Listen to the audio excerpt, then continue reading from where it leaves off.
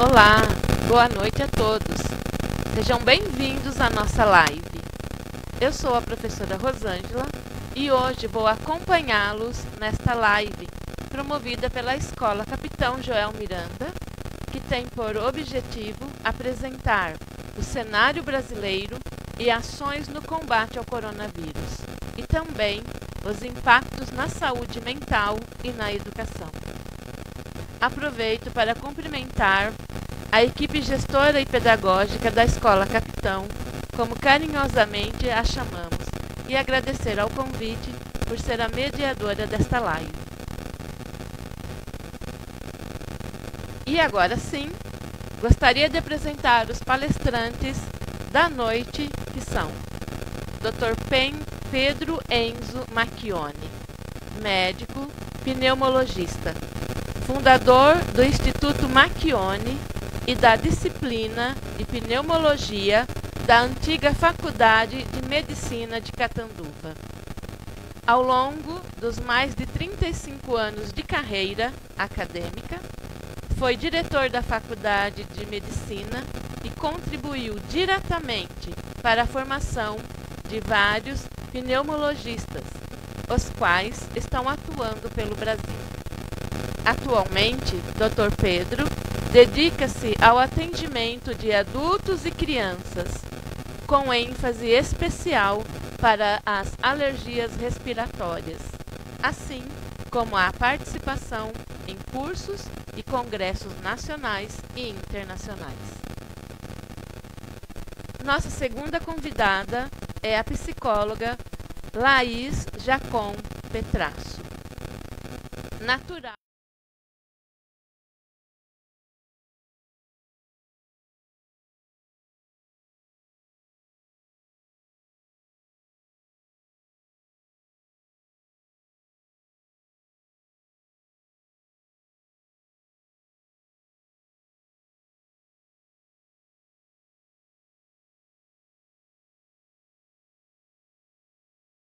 ao Departamento de Psiquiatria da Universidade Federal de São Paulo, Unifesp.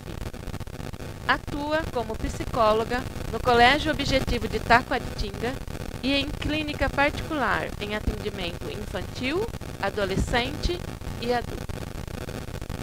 Na parte técnica está Marivaldo Aparecido, professor da Escola Capitão Joel Miranda, integrante do canal Eureka, canal virtual de entretenimento e esportes. Estará nos auxiliando durante toda esta live.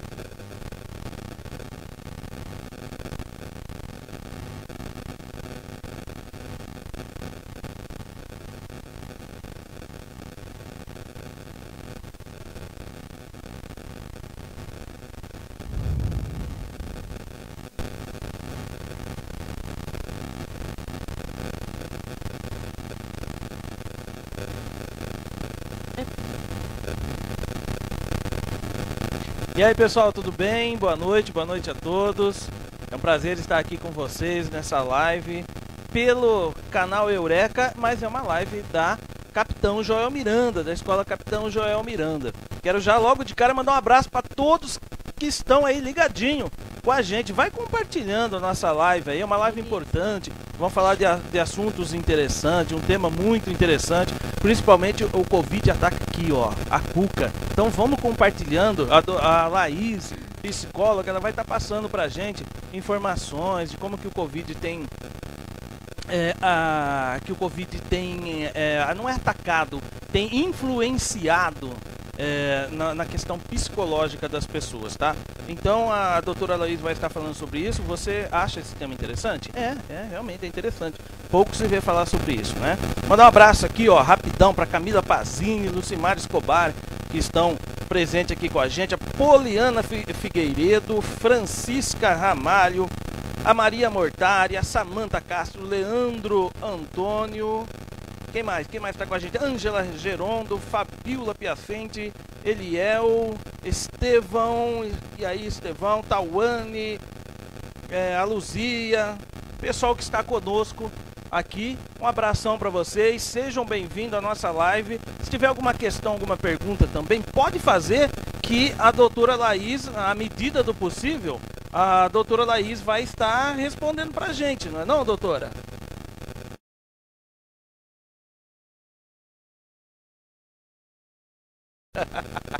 Não estou conseguindo falar com a Laís, mas eu vou voltar com a Aninha. A gente vai recuperar o sinal. Você sabe, live é assim mesmo, né, gente? Pode acontecer esse tipo de coisa aí, dar uma travadinha, coisa e tal, mas é normal. A gente depende muito da internet. Vamos ver se restabelecemos já o sinal com a Laís e a gente já volta. Vai lá, Aninha. Então vamos começar a nossa live desta noite apresentando a entrevista do Dr. Pedro Macchione. Na primeira parte, ele fala em aspecto geral sobre coronavírus, abordando suas mutações, como a Síndrome Respiratória Aguda Grave, SARS, a Síndrome Respiratória do Oriente Médio, MERS, até explicar a respeito da pandemia do Covid-19 e dar orientações de prevenções. Vamos assistir então a primeira parte do vídeo. Boa tarde, meu nome é Pedro Enzo Macchione, eu sou médico pneumologista de Catanduva, há 43 anos. Fui convidado pela escola para falar algumas palavras sobre Covid-19 e coronavírus. Por ser pneumologista, eu trabalho na área mais afetada pelo vírus, que é o aparelho respiratório. Então, o coronavírus é um vírus já conhecido há mais de 70 anos. Ele causa, alguns deles causam muitos dos resfriados que a gente vê nas crianças, completamente inocentes. Mas algumas mutações desse vírus trouxeram doenças importantes para a humanidade recentemente.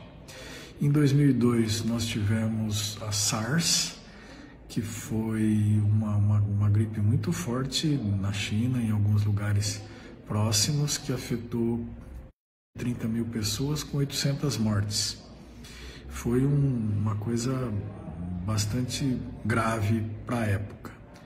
Em 2012, 2013, nós tivemos uma outra epidemiazinha do coronavírus, batizada de MERS, que foi na península egípcia, ali no Oriente Médio, que afetou pouca gente, afetou cerca de 2.500 pessoas, possivelmente vinda de uma mutação de um coronavírus de dromedários, de camelos.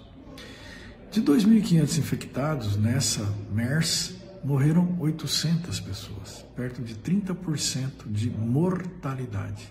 Então isso assustou muito. Mas essas, tanto a de 2002, a SARS, como a de 2012, a MERS, elas não tiveram alcance mundial. Então, toda a parafernália, todo o aparato que foi armado para barrá-las foi desarmado, porque passou. Ninguém imaginou que pudéssemos ter a Covid-19. E ela chegou. Chegou em dezembro de 2019, na província de Wuhan, na China, numa população que consome convive muito com animais silvestres, consome animais silvestres, e esse coronavírus muito possivelmente estava num desses animais silvestres. Ele se adaptou a algum dos seres humanos da região e conseguiu mutações até que ele conseguisse ser transmitido de pessoas para pessoas. Com uma diferença dos seus antepassados da MERS e da SARS. Ele tem uma altíssima facilidade de contágio, se espalhou pelo mundo rapidamente. Hoje nós temos em torno de 200 milhões de pessoas no mundo que já foram infectadas e diagnosticadas com coronavírus. Então foi uma coisa assim, está sendo uma coisa bastante difusível. E está aqui no nosso meio, está aqui do nosso lado, está aqui junto conosco, está aqui em qualquer lugar que a gente frequente, no supermercado, no cabeleireiro, na rua, no alfaiate, na escola, no médico, em todos os lugares. Nenhum de nós está livre desse contágio. Esse contágio ele não é igual para todas as pessoas. Algumas pessoas, não se sabe bem porquê, geneticamente têm uma certa resistência a esse vírus. Então, seguramente não vão ser todas as pessoas que vão ser infectadas, mas seguramente a imensa maioria da população vai ser infectada por esse vírus, e a maneira com que isso vai evoluir em cada pessoa não tem como a gente saber a princípio. É só a evolução e a forma de reação do organismo e a capacidade imunológica de cada um é que vai decidir se vai ser uma forma leve, como são cerca de 80% dos casos, ou uma forma mais grave, como são 5% dos casos que acabam em UTI, em ventilação mecânica. Então, quanto mais pessoas infectadas tivermos, maior o risco de termos mais casos graves. As formas de contágio são por contato interpessoal, é por gotícula que a gente expele quando fala, quando tosse, quando espirra, quando ri, quando canta. Então, a transmissão é feita de pessoa para pessoa. A transmissão feita por superfícies, em que a gente passe a mão numa superfície que tem o vírus vivo e leve até a boca, o nariz ou os olhos, é possível, mas ela é muito menos importante do que o contato pessoa a pessoa. Daí a importância de se usar máscara. Quando todas as pessoas no mesmo ambiente estão de máscara, a máscara reduz de maneira bastante significativa a possibilidade dessas partículas serem passadas de uma pessoa para outra. Os vírus estão em gotículas de saliva ou de secreção respiratória, portanto são partículas mais ou menos grandes que podem ser barradas pelas máscaras. A possibilidade de transmissão aérea, quer dizer, do vírus estar no ambiente, ela tem sido estudada, tem sido valorizada, mas é menos importante, menos frequente. A partir do momento que a gente está infectado por esse vírus, ele pode levar de 3 a 5 dias para se manifestar como doença. E nesse período de incubação, a gente já pode ser transmissor da doença. Então, é muito complicado você definir qual é o momento em que isso começa a transmitir. Muitas pessoas podem ser infectadas pelo vírus e não apresentar nenhum tipo de sintoma e continuam sendo transmissoras. Isso é o que acontece predominantemente nas crianças. As crianças são infectadas e elas raramente apresentam sintomas, mas elas são infectantes, e isso é motivo do tópico de discutir volta às aulas, né? O quanto que as crianças podem ser transmissíveis mesmo não sendo sintomáticas. Quanto tempo a gente precisa para ter contato com alguém infectado, para ser infectado, não existe essa conta. É óbvio que quanto mais tempo a gente estiver junto, por exemplo, quem dorme na mesma cama, quem vive no mesmo ambiente, claro, quanto maior o tempo de exposição, maior a possibilidade de uma dessas gotículas contaminadas ser inalada pela outra pessoa. Mas contatos rápidos também podem, dependendo da carga viral, quer dizer, quantos vírus vêm em cada gotícula dessa, e isso é uma loteria, cada situação é uma situação. Então, contato com pessoas é risco de contaminação. Não está escrito na testa de ninguém que porque a pessoa não esteja com gripe ou não esteja com febre, ela não esteja transmitindo, não existe essa segurança. Portanto, usar máscara e manter distanciamento é a melhor forma de prevenção, né? Assim como lavar as mãos e usar álcool gel.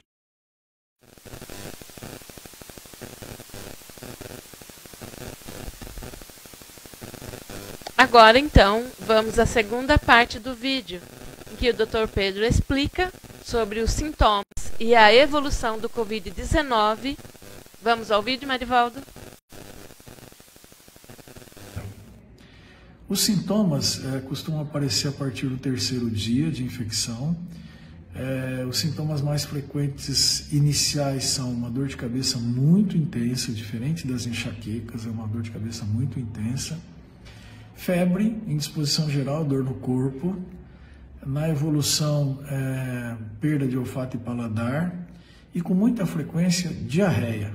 A diarreia é um sintoma bastante frequente nessa fase inicial.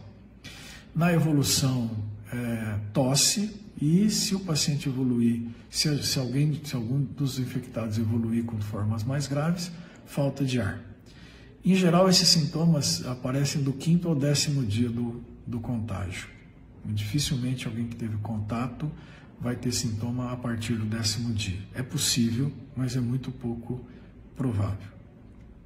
Então, volto a reforçar as recomendações: máscara, distanciamento, nada de abraçar, beijar, ficar todo mundo tirando foto grudado, e cuidado com as mãos, principalmente porque as mãos, ele não entra pelas mãos, mas as mãos levam o vírus até a via respiratória, que é por onde ele entra. Como é que é a evolução dessa doença?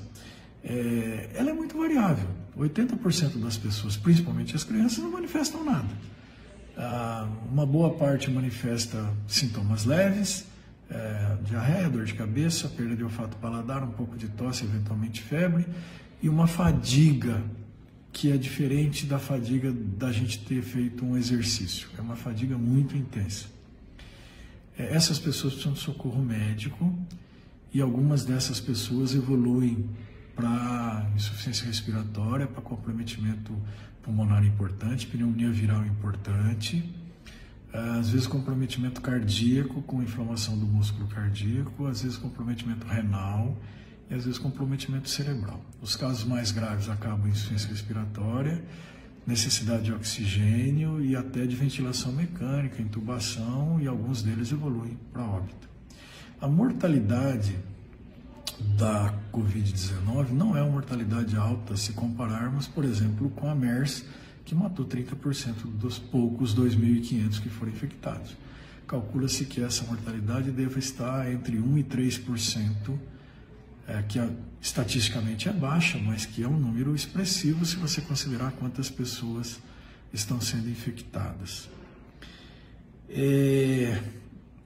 Muito se tem falado, a Covid virou um verdadeiro Big Brother, né? As redes sociais, as mídias, a TV se ocupam por muito tempo desse assunto.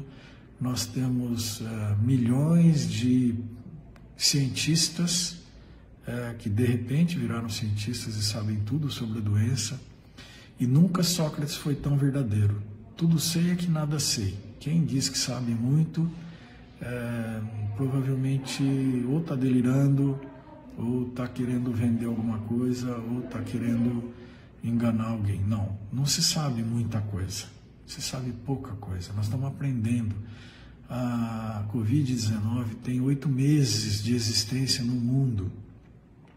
Eu gosto muito de dar o exemplo da tuberculose. A tuberculose, a lepra, descritos desde os tempos bíblicos. E o bacilo da tuberculose só foi descoberto por volta de 1860. Então nós passamos praticamente 2.000 anos com uma doença infectante, matando muita gente, sem que a humanidade soubesse por que tinha aquilo. Se era alguma praga bíblica, se era algum castigo divino. E é um bacilo, é uma bactéria. Na AIDS, nós levamos 3 a 4 anos para saber quem era o agente causador daquela doença imunológica tão grave, não é? Na Covid, nós levamos menos de um mês para ter o sequenciamento genético do vírus, para ter o conhecimento da sua transmissão, para começar estudos a respeito de vacinas, e muito provavelmente vai ser a vacina mais rápida da história da humanidade. Portanto, nós estamos indo muito bem, mas esse muito bem, ele é muito bem cientificamente, mas do ponto de vista de conforto e de segurança para nós, ele não é muito bem, porque está morrendo muita gente, e está morrendo de verdade. Ninguém está insuflando números, ninguém está inventando mortes, ninguém está pondo pedra em caixão para ganhar dinheiro, ou para dizer que morreu mais gente de Covid, ou que os registros de cartório sejam isso ou aquilo. Não, é verdade.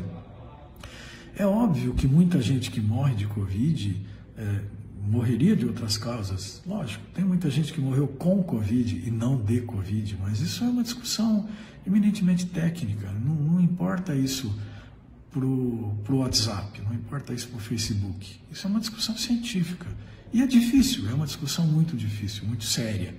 Não é uma discussão de quem o técnico do Palmeiras escala de centroavante. É muito mais que isso, é muito mais difícil que isso.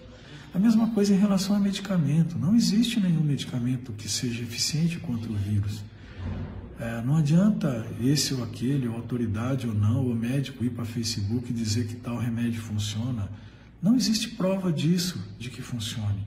A gente tem algumas drogas que eliminam o vírus in vitro, no tubo de ensaio. Sim, existem.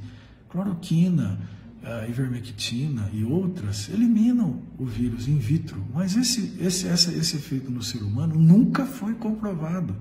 A dose de remédio que a gente teria que dar provavelmente é insuportável para o organismo do ser humano. Então ninguém pode vir a público se arvorar de defensor ou de opositor desse ou daquele remédio, porque isso não é assim que funciona. Na ciência, a gente só pode defender alguma coisa que a gente tenha certeza absoluta. E a certeza absoluta é eu dar uma droga para dois grupos que tenham constituição de idade, de comorbidades, de todos os detalhes muito semelhantes, e que eu divido isso em dois grupos. Para um grupo eu dou uma substância, para outra não, e eu não sei para quem eu dei uma, para quem eu dei outra. Eu, pesquisador, eu que estou determinando isso. Eu não sei quem tomou o placebo ou quem tomou o remédio. E eu vou ver o resultado disso ao longo do tempo. E eu vou separar esses grupos depois do tempo que eu determinei para ver quem atingiu aquele objetivo que eu esperava ou não. E isso nenhum estudo mostrou com nenhuma dessas drogas. Existem estudos mostrando que essas drogas funcionam? Existem. Que estudos são esses? Estudos observacionais. Eu aqui na minha clínica decidi dar Anita para um grupo e não dar Anita para outro grupo, e eu achei que no fim quem tomou ficou bem, quem não tomou não ficou bem, mas isso é uma observação minha. Eu acho que, eu não posso, se outra pessoa, um outro colega aqui da clínica reproduzir o mesmo estudo, pode não dar o mesmo resultado. Então isso não é verdade científica, eu não posso defender isso. Portanto, não temos remédio. O que nós temos? Cautela, cuidado, distanciamento, higiene, novos modos. Nós nunca mais seremos os mesmos. Vamos nos precaver. Vamos sair para o que for necessário.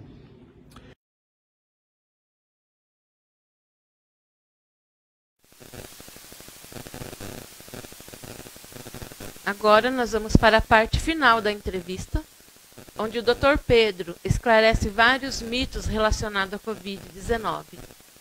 Fala também sobre a volta às aulas e esclarece dúvidas sobre possível reinfecção do coronavírus.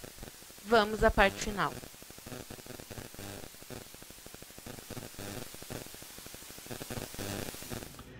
E aí se desenvolveram muitos mitos. Enxaguar a boca com bicarbonato, com vinagre, protege? Não. Tomar vitamina C, vitamina D, zinco, protege? Não. Tomar óleo de rícino protege? Não. Criolina protege? Não. Então, são mitos, nada protege. Não tem como a gente fazer um estímulo imunológico específico contra um determinado vírus, a não ser pela vacina. E a vacina está em estudos, está em fase 2 de estudos, está entrando na fase 3 agora, que é quando se pesquisa em ser humano, para saber se ela é eficiente. Isso demora. Na melhor das hipóteses, nós vamos ter vacinas confiáveis, se a fase 3 desses estudos for realmente conclusiva do bem, aí para março, fevereiro.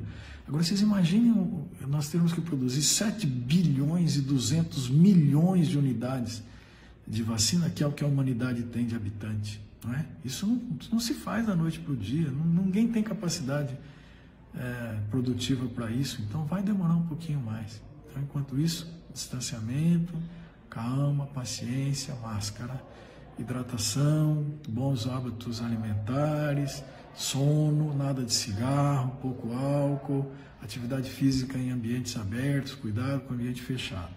Né? E a volta às aulas? Como é que faz? A volta às aulas ninguém sabe. Com certeza ninguém sabe. Existem vários estudos, alguns estudos na Alemanha, alguns estudos em alguns países da Europa que já passaram pelo pico, mostrando que as crianças mesmo assintomáticas, elas podem ser portadoras do vírus e transmitir esse vírus. E aí o risco seria essas crianças portadoras do vírus infectarem outras crianças e essas outras crianças infectadas levarem o vírus para suas casas, para os seus avós, para os seus pais, que seriam grupos de risco. Essa é uma discussão que não tem fim, ela só vai ter fim quando nós tivermos a vacina. Então, ninguém pode garantir faça isso ou faça aquilo, nós vamos ter que fazer isso com muita calma, muita paciência, e com certeza o risco maior não é das crianças, o risco maior é dos adultos. Existe a possibilidade de se fazer essa volta às aulas com segurança depois que a gente tiver as vacinas. Qual é a minha posição? Não sei. Deve voltar? Não sei. Dá para voltar com distanciamento, dá para voltar com revezamento de turmas. Quanto menos gente estiver aglomerada, quanto menos gente... Na Alemanha eles fizeram isso, voltaram com 1/3 dos alunos, com as escolas bem preparadas, e mesmo assim eles tiveram alguns probleminhas que não foram graves, mas existiu. Então, ninguém pode afirmar com certeza sim ou não. Tá? A ciência é assim. A ciência só tem certeza depois que as coisas estiverem bem comprovadas, e neste momento a gente ainda está um pouco no ar. Isso, e ele foi curado, e ele viajou para a Espanha em junho. E quando ele voltou da Espanha, no aeroporto, ele estava febril e foi coletada uma amostra da secreção nasal dele. Foi constatado que ele estava reinfectado. E por uma coincidência dessas do destino, os chineses tinham o sequenciamento genético do primeiro vírus e fizeram o sequenciamento genético dessa segunda infecção, e eles notaram que era o mesmo vírus, mas com algumas mutações importantes, portanto, como se fossem 2 vírus. Então, existe o risco de reinfecção? Sim, os vírus têm mutantes, e esses mutantes podem nos reinfectar. O maior exemplo disso é o vírus da gripe, não é? A gente tem uma variedade imensa de vírus da gripe. Conhecemos bem o H1N1, mas tem o H2N3, o H3N5. Existe uma variedade enorme desses vírus. Por isso que a gente tem que tomar vacina todo ano, porque essas vacinas elas podem mudar de um ano para o outro, dependendo de que vírus que apareceu mais na última temporada. Provavelmente vai ser isso que vai acontecer com a vacina do corona. Não há uma preocupação hoje, nenhum temor de reinfecção hoje. Dos 200 milhões de infectados que tem no mundo, tem um caso comprovado. Agora surgiram um na Holanda e mais um na Bélgica, mas que ainda estão em estudos. Quer dizer, é muito pouco, não é motivo. A gente tem muitas outras preocupações, né? A nossa preocupação hoje é com capacitar professores, quem vai lidar com criança, capacitar médicos, tomar cuidado com informação falsa, com fake news. Nós estamos vivendo um problema muito grave de politização da doença, de politização da medicação. E essa politização, quem faz politização é político, não é médico, não é?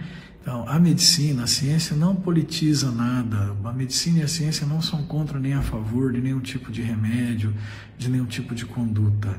A medicina e a ciência são a favor da verdade científica, da ciência, do estudo sério. Quem faz isso ou aquilo, que é a favor disso ou daquilo, é o político. E aí o político faz campanha política. Não nos interessa, não somos a favor nem contra ninguém. Nós só defendemos a ciência e é por isso que a gente se expõe e vem dar a nossa opinião aqui para um grupo como o de vocês, não é? Então, esses seriam os dados que eu gostaria de comentar com vocês. Eu vou fazer o possível para estar ao vivo na live, e aí a gente pode trocar alguma ideia, mas essas seriam as principais informações ou opiniões que eu gostaria de dar para vocês. Muito obrigado pela oportunidade. Eu estou à disposição de vocês todos para o que vocês acharem que eu possa esclarecer. Uma boa live para vocês e até uma nova oportunidade. Você vai fazer alguma interação com o público, Marivaldo? Sim, vamos lá, vamos conversar com o público. Aliás, a gente vai até pedir para quem tiver alguma pergunta, né, principalmente para a doutora Laís, porque o médico não está conosco aqui. A gente está até esperando, mandamos até um link lá, mas provavelmente ele não vai entrar com a gente. Mas aí a gente vai fazendo interação com o público, sim. Na verdade, acho que seria interessante, Rosângela, você chamar a Laís, começar a conversar com ela, né? E aí as dúvidas que forem surgindo do povo, eles vão fazendo algumas perguntas e a gente vai passando para ela. O que você acha? Perfeito. Então, beleza, é contigo. Então, agora gostaria de trazer ao nosso palco virtual a psicóloga Laís, que fará sua apresentação sobre o tema Cenário Brasileiro, ações no combate ao coronavírus, impacto na saúde e educação. Laís, seja bem-vinda à nossa live. Vou explicar aos participantes que ao final da apresentação da Laís, a gente abre para as perguntas. Então podem enviá-las, deixar os comentários, que ao final serão repassadas para a gente abrir um canal de diálogo. Laís, a palavra é sua. Uma ótima noite a todos vocês.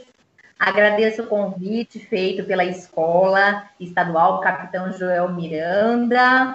Um grande prazer diante de toda a gestão escolar. Em nome da diretora Roseli, muito obrigada. Desejo uma excelente noite a todos vocês que estão participando, nos acompanhando nessa live. É uma grande honra para mim conduzir um tema tão importante como esse na atualidade que estamos tendo diante dessa pandemia.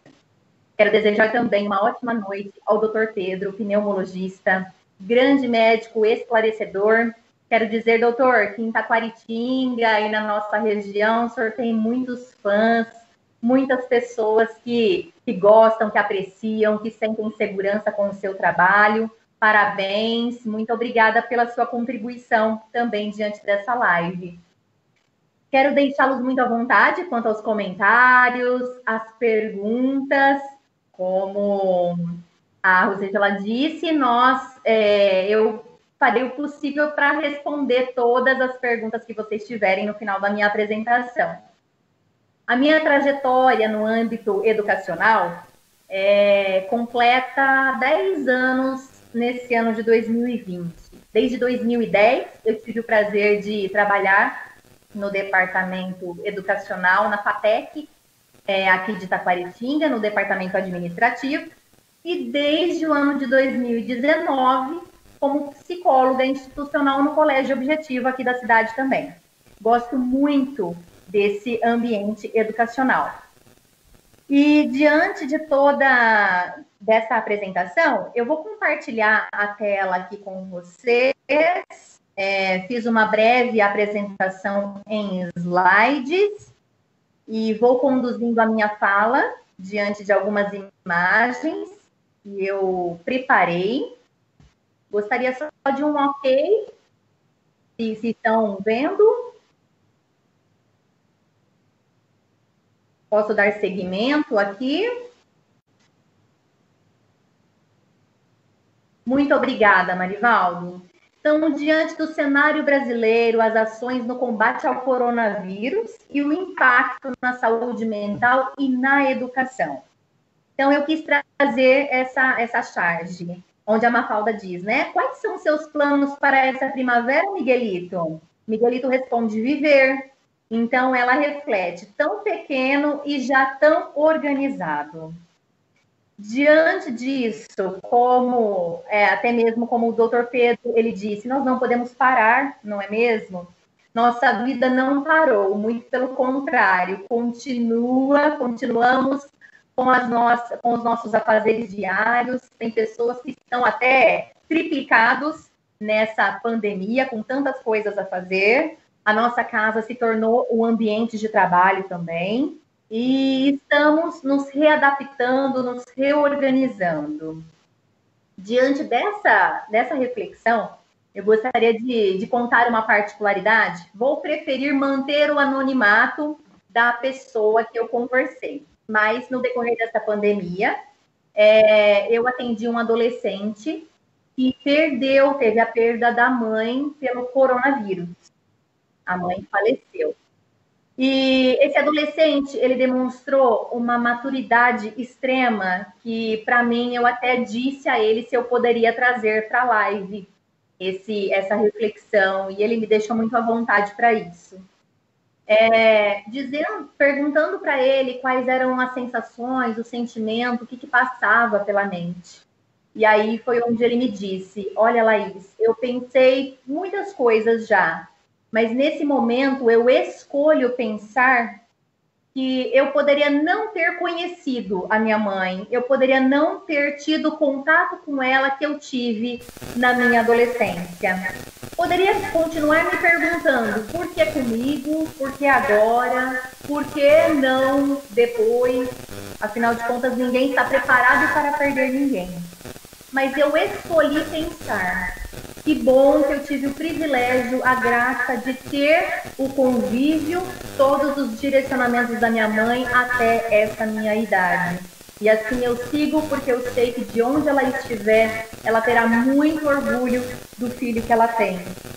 Então, vejam, quero dizer da palavra resiliência, o quanto que essa pandemia tem nos convidado a exercitar, a treinar a nossa resiliência.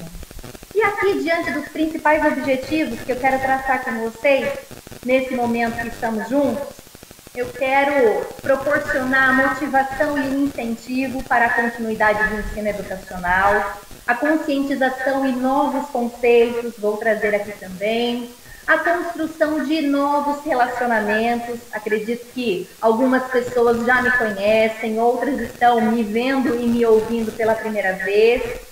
Então, quero construir essas novas relações e também trazer maneiras que nós podemos preservar a nossa saúde mental. Diante disso, eu trouxe duas, dentre tantas notícias que nós temos no site, a Secretaria da Saúde traz aqui, pandemia faz crescer atendimentos em saúde mental. E uma outra página da UOL diz: pandemia causou crise de saúde mental inédita e aumento da violência doméstica, diz aqui a Organização Pan-Americana da Saúde.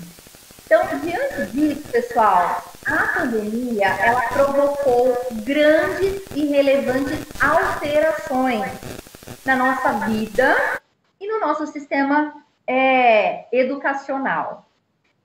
Mais de 75% da população estudantil, de funcionários do âmbito educacional, de escolas, de instituições, infelizmente sofreram danos emocionais. Então, isso causa um certo sofrimento a todos, acredito, em grande escala, em pequena escala, mas todos nós passamos por essa situação. E isso nos faz também pensar na sensibilidade, o quanto nós estamos sendo convidados a nos sensibilizar, principalmente por pessoas que nós não pensávamos antes, como os profissionais da saúde, por exemplo, que estão à frente diante das pessoas que são contaminadas pelo coronavírus, as pessoas que pegam o nosso lixo diariamente, então dejetos, que a gente acaba descartando e muitas vezes diante de maneiras que nós não nos atentamos, e aí como, que eles vão pegar, então estão à frente aí, principalmente dessa contaminação. Então, essa sensibilidade nós somos convidados a pensar também. E realidades que o Covid-19 nos trouxe. Nós estamos passando por esse distanciamento social. Algumas pessoas, estão vivendo esse processo de quarentena, a questão do isolamento exclusivo mesmo, ou por estarem contaminadas, ou por terem contato com pessoas que estiveram contaminadas. 14 dias aí atrelados, ao período da quarentena. No Brasil, nós temos mais de 128 mil mortes. Agora, casos recuperados, nós estamos com mais de 3 milhões. Isso gera dor, sofrimento. Na nossa cidade, em Taquaritinga, os casos têm aumentado. Na região também. Perdas irreparáveis. Pessoas que perderam o emprego ou que tiveram uma redução salarial. Membros da família ou contatos com pessoas da família Nós não temos mais aquela liberdade de poder visitar as pessoas, de poder marcar as comemorações. Carreira de quantas pessoas, nesses 6 meses de pandemia que nós estamos vivendo, quantas carreiras foram inseridas, foram iniciadas esse ano, seja no trabalho, seja na própria escola, seja em faculdade, e tiveram que ser readaptados aí. E vidas que infelizmente foram acometidas, foram perdidas em decorrência do coronavírus. Nós estamos nos deparando também com um certo empobrecimento, tanto a nível financeiro quanto a nível ao abastecimento nosso mesmo, né, pessoal. A redução salarial, como eu disse, isso gera angústia, gera insegurança. Nós estamos tendo também resistência familiar, diante daquela notícia, né, que os casos de violência doméstica também aumentaram. Então, essa resistência familiar, a desregulação emocional, principalmente em relação à raiva, à irritabilidade, ao nervosismo, aos afazeres mesmo de casa, um aumento de estresse. Então, tudo isso tem nos acometido. A questão social e econômica complexa, e a cada mês que se passa, né, apesar de terem as suas readequações, as suas reorganizações em drive-thru, né, ou outras modalidades, teve uma queda. Nós precisamos compreender que essa é a realidade. E é inédito, nós sabemos bem pouco, não há casos como esse na história recente. Nós precisamos cumprir as nossas tarefas diariamente. E muita coragem, gente, para viver o momento de agora, não é mesmo? Tem essa imagem que eu gosto de compartilhar também, algo que essa pandemia vem reforçando muito. O que ouvimos e temos contato tem forte impacto sobre o nosso dia a dia. É preciso ser seletivo com o que você consome. Nós não temos controle sobre o externo, sobre o que acontece com as outras pessoas. Nós precisamos selecionar as notícias que nós lemos, as notícias que nós ouvimos, as notícias que nós vemos, né? Em momentos de crise, em momentos de pandemia, existem duas opções básicas. Ou nós focamos no problema, ou nós focamos na solução. E aí, então, está a decisão para cada um. Como me foi apresentado, eu sou psicóloga especialista na abordagem cognitivo-comportamental. Eu trouxe aqui nesta imagem, basicamente, né, um resumo bem sucinto mesmo, do que essa teoria nos traz, qual é a compreensão, qual é o entendimento que nós fazemos diante das N coisas que nos acontecem. Então, essa base do modelo cognitivo, ela diz que não é a situação em si que causam as emoções, mas a maneira como eu interpreto. São os meus pensamentos que ativam algumas emoções. As emoções produzem, né, o comportamento, e o comportamento vai reforçar esses pensamentos. Então, eu preciso, né, entender essa base. Então, quanto mais intensa for a emoção, gente, mais distorcido também é o pensamento. Porque, olha só, vamos pegar o contexto da pandemia em si. Tem o contexto saudável, vamos dizer assim, é eu pensar que, poxa, nós estamos diante de uma pandemia, eu preciso me responsabilizar e também guardar as pessoas de quem eu gosto, de quem eu aprecio, ou a minha responsabilidade como cidadã de fazer a minha parte para cuidar da vida do outro também. Então, será que eu vou me contaminar? Pode ser que sim, como pode ser que não. Para que eu não me contamine, o que eu preciso fazer? utilizar das medidas de segurança. Fazer o uso de máscaras, não ficar encostando, não ficar esbarrando nos lugares, nas pessoas, sair quando estritamente necessário eu precisar. Não preciso sair toda semana, todos os dias. Eu posso, por exemplo, elencar um dia para ir pagar as contas, para fazer o que eu preciso fazer. E aí, mais no final do mês, fazer novamente aquilo que precisa ser feito. Né? Então, eu preciso evitar essa aglomeração. E aí, quando eu penso nisso, eu estou fazendo uso de máscara, eu estou fazendo a lavagem de mãos, né? Estou tomando as medidas, me gera uma emoção. Geralmente uma emoção de conforto, uma emoção de tranquilidade. E aí, como que eu me comporto? Eu enfrento a minha realidade, vou e faço o que preciso fazer. E aí, o meu reforçador é que foi tudo bem, deu tudo certo e ok, seguimos. Agora, tem aquelas pessoas que estão pensando que a qualquer momento podem ser contaminadas. Eu vou me contaminar certamente. Ou seja, já dão um desfecho negativo para algo que ainda não aconteceu. Então, a pessoa ela já tem certeza que algo muito ruim, algo catastrófico vai acontecer com ela. Então, isso já atrela a uma ansiedade, isso já atrela o medo. Então, esse pensamento já starta o medo, a ansiedade. E como que a pessoa se comporta?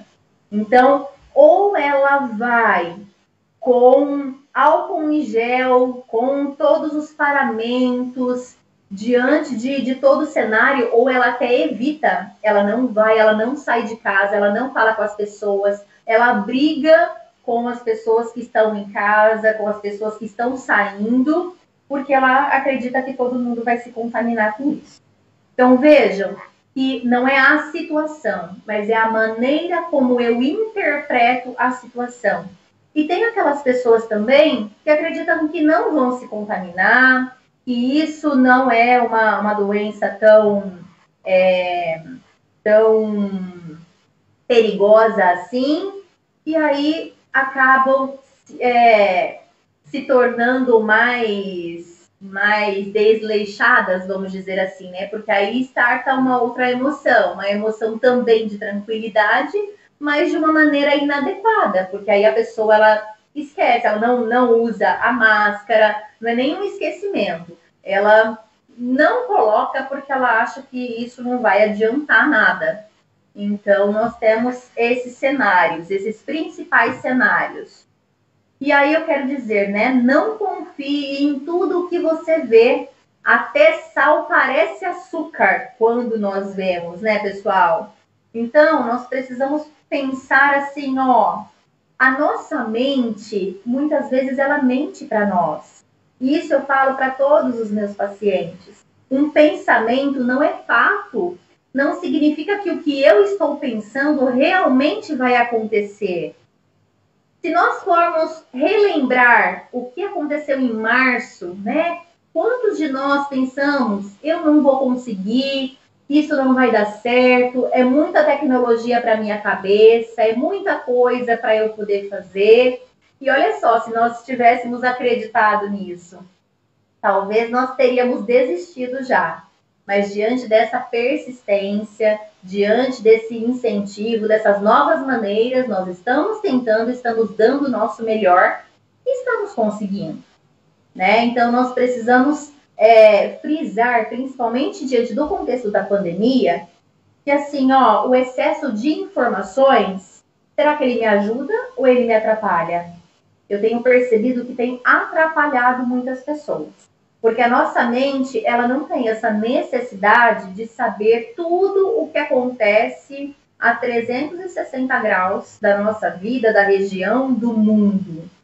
Então, nós precisamos escolher, né? Nós precisamos buscar fontes confiáveis. Porque as fontes não confiáveis, as fake news, também estão escancaradas no nosso Facebook, no nosso Instagram, nas redes sociais em si. Então, nós precisamos tomar muito cuidado e nos dar esse cuidado também. Eu, particularmente, sigo a premissa de que informações sobre o coronavírus eu busco pela manhã. Pela manhã eu busco a informação.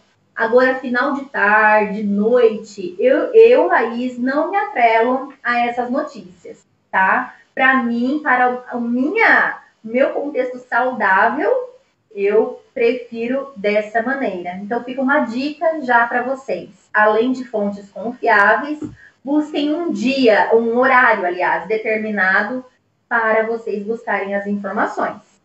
Até mesmo porque o nosso sistema emocional, ele funciona, e aqui eu trago a base que eu trabalho todos os dias. O nome Marta. As letras que compõem esse nome nos trazem as principais emoções, as emoções primárias, na verdade, que todos nós temos, precisamos sentir, né? Então, aqui a emoção, né? A emoção é o medo, é a ansiedade, é a raiva, é a tristeza e a alegria. E é a partir dessas emoções que eu sinto, por exemplo, a alegria, ela me faz sentir felicidade, me faz sentir o amor.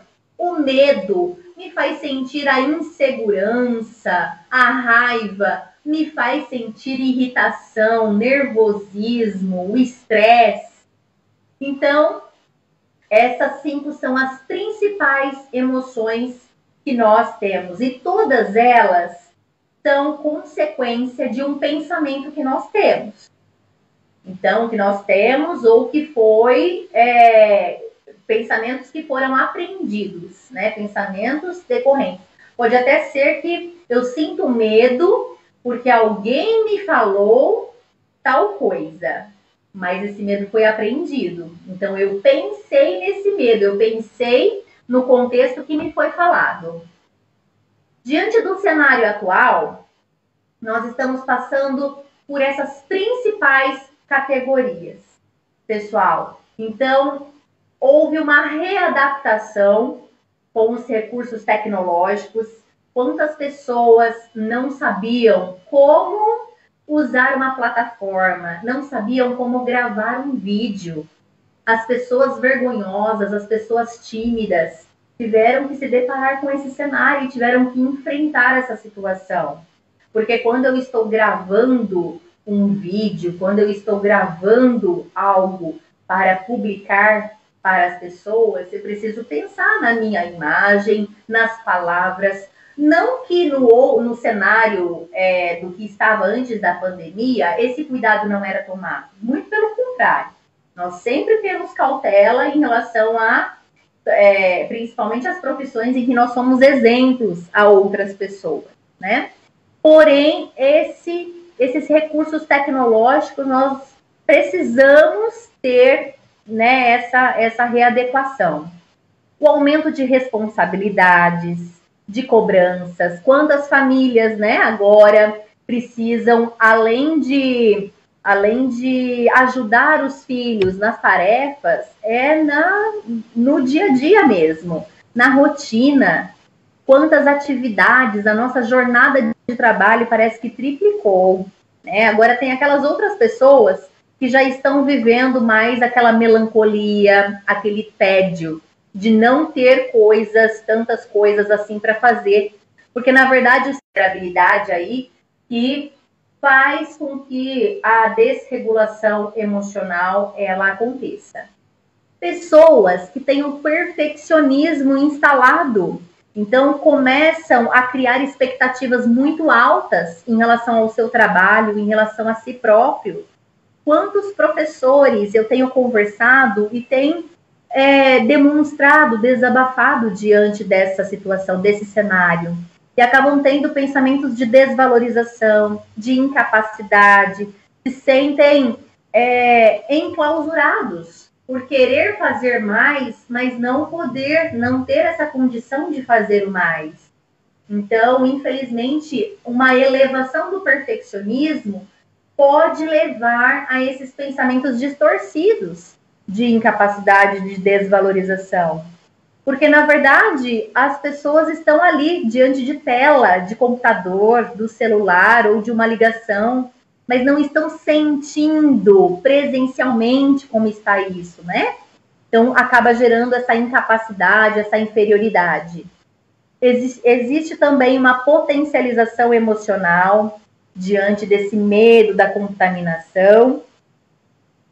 A empatia e a simpatia, gente, eu particularmente confesso que eu fiquei muito confusa, principalmente na simpatia, porque eu gosto de ter eu sou sinestésica, eu gosto de ter um contato com um abraço, com um aperto de mão, quando a pessoa, ela me dá essa abertura.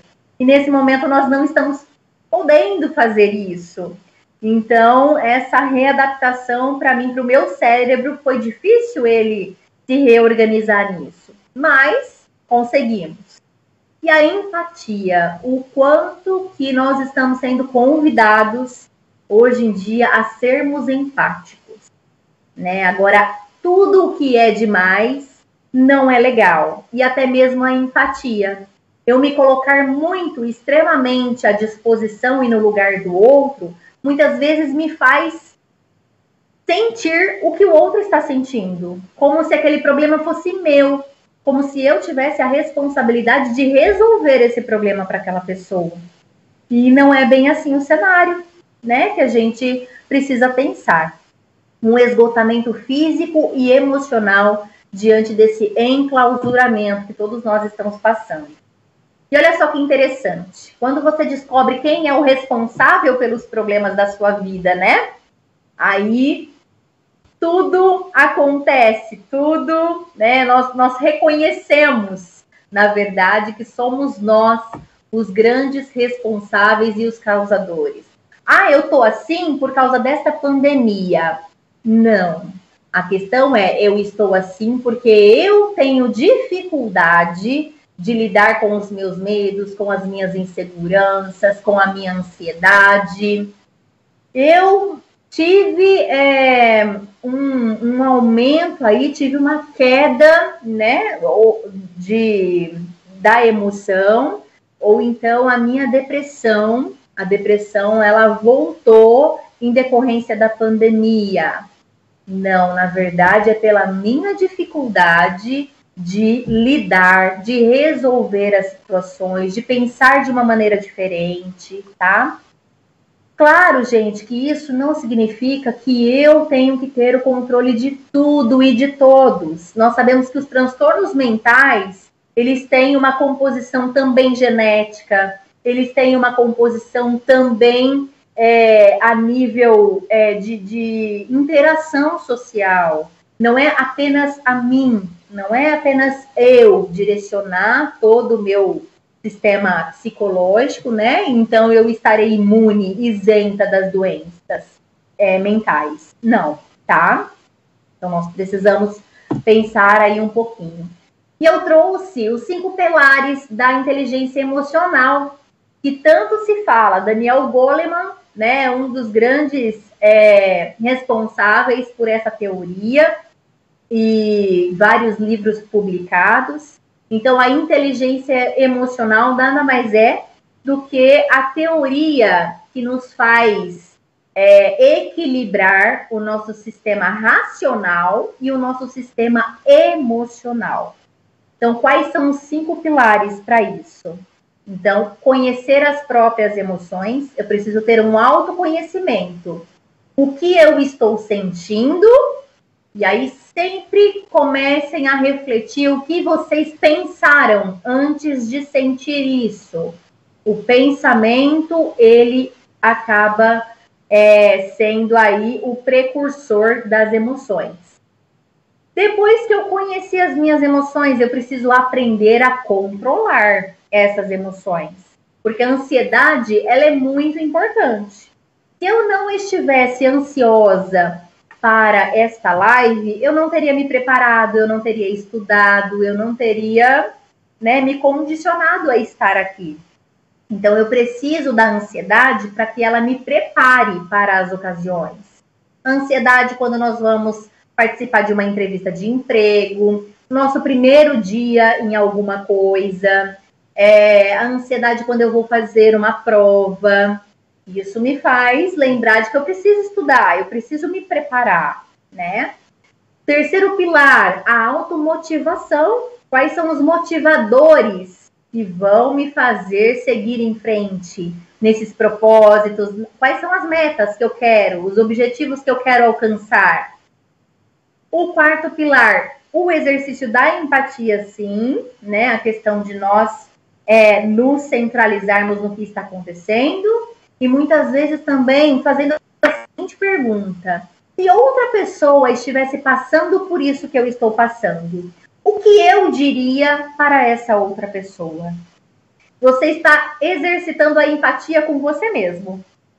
Então, você sai desse cenário, né? Então, projeta ali a situação na sua mãe, no seu pai, no seu vizinho, em alguém, num amigo. O que você diria para essa pessoa? E então, saber se relacionar com as outras pessoas. É um grande pilar também da inteligência emocional. E, gente, 90% dos casos de conflito que nós nos deparamos no dia a dia, infelizmente, vem em decorrência da comunicação. Muitas vezes nós usamos uma comunicação violenta, uma comunicação agressiva, uma comunicação ameaçadora. Se você não fizer tal coisa, você não vai ter tal coisa. Então, assim, eu preciso utilizar da comunicação assertiva. Assertividade com 2 S's. Aquela comunicação em que eu falo de mim, aquilo que eu penso, aquilo que eu sinto.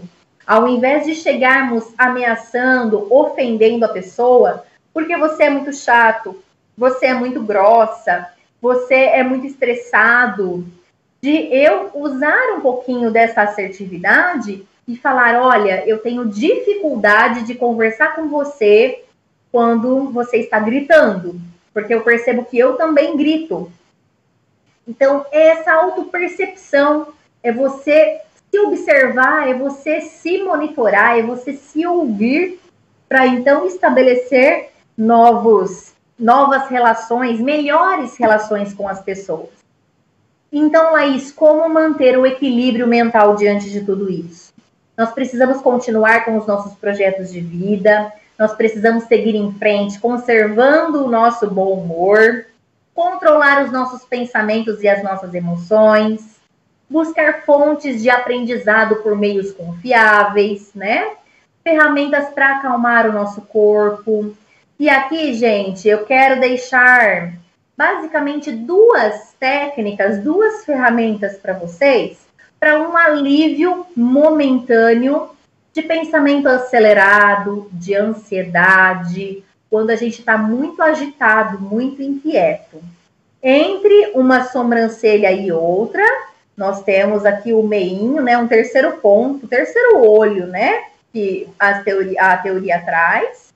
Então, com o dedo polegar, nós pressionamos essa parte aqui da nossa testa, né? Então, entre uma sobrancelha e outra. E aí, nessa pressão, você vai contar uns 20 segundos e depois soltar.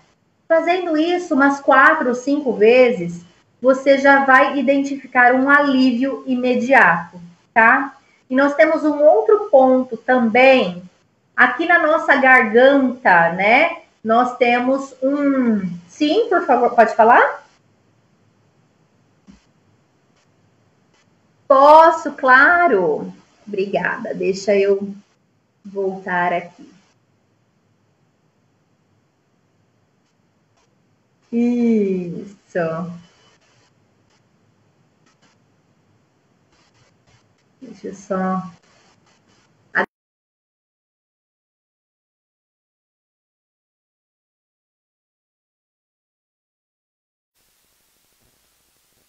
Pronto, Laís. Agora sim. Agora você pode falar Aí. e fazer o exercício ali que o povo vai ver em casa como que é, por favor.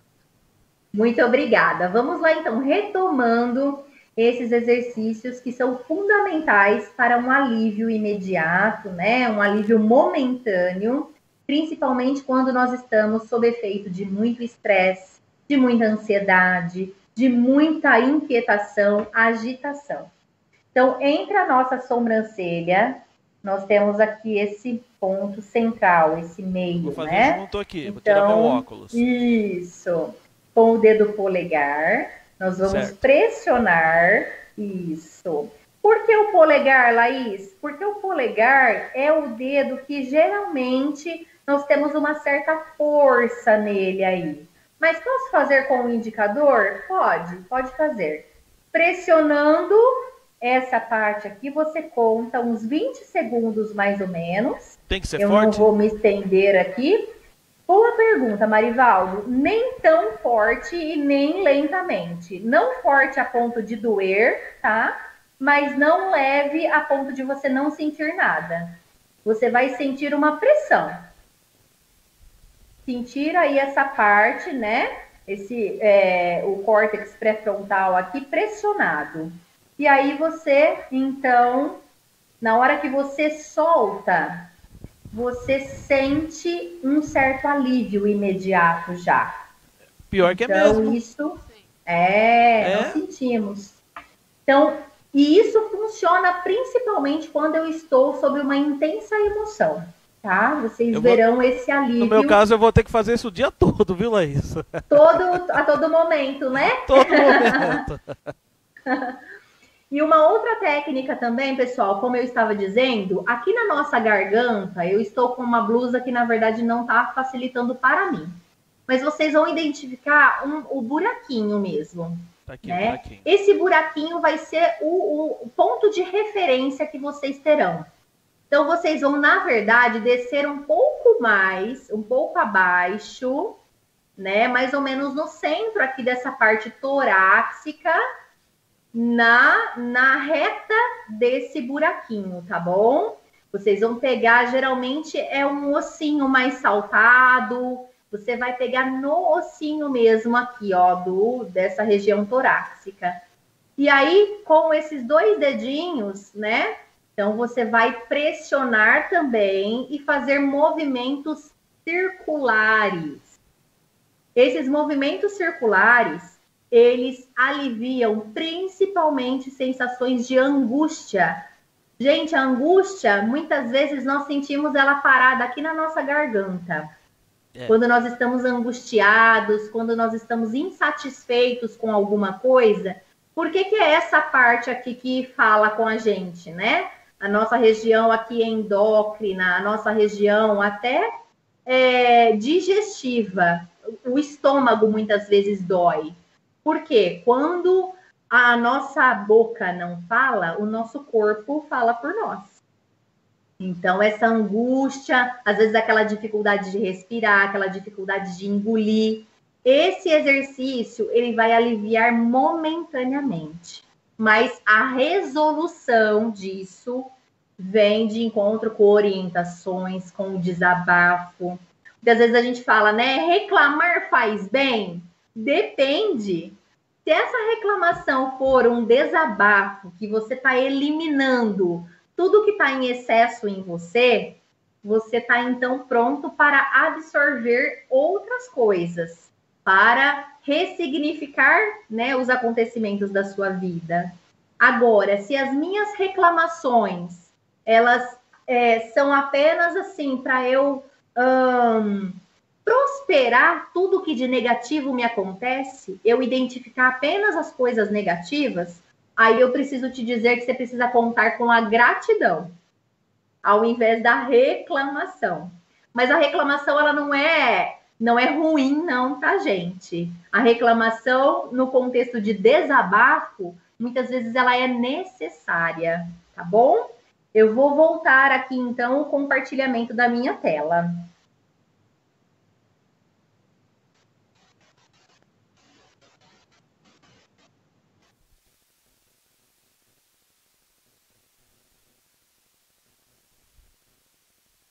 Nós precisamos buscar fontes de aprendizado por meios confiáveis, ferramentas para acalmar o nosso corpo, como eu expliquei para vocês. E olha só, é insuficiente a lavagem de mãos e o uso de álcool em gel se a nossa mente se mantém poluída com tantas informações negativas, não é verdade? A faxina mental, ela também tem que ser feita diariamente. E assim nós criamos condições para o nosso crescimento, a nossa evolução e das outras pessoas também. Aqui eu fiz questão de trazer esse tema, a procrastinação e a compulsão alimentar, que são dois contextos que estão muito presentes na nossa vida. Marivaldo, está aparecendo aí para você? O compartilhamento da tela? Acredito que sim. Então, diante dessa procrastinação e a compulsão alimentar, procrastinar, deixo para depois o que eu poderia fazer hoje, o que eu poderia fazer agora, né? E a compulsão alimentar, eu quero simplesmente comer, porque eu estou me sentindo entediado, porque tem um vazio instalado na minha mente, né? Então, gente, a gente precisa entender a diferença, a principal diferença entre a fome e a vontade. Porque a compulsão alimentar, ela está atrelada à vontade. Então, a fome, geralmente, a nossa barriga ronca, nos dá uma leve tontura, uma dor de cabeça, um mal-estar. Na vontade, nós não temos sinais físicos, tá?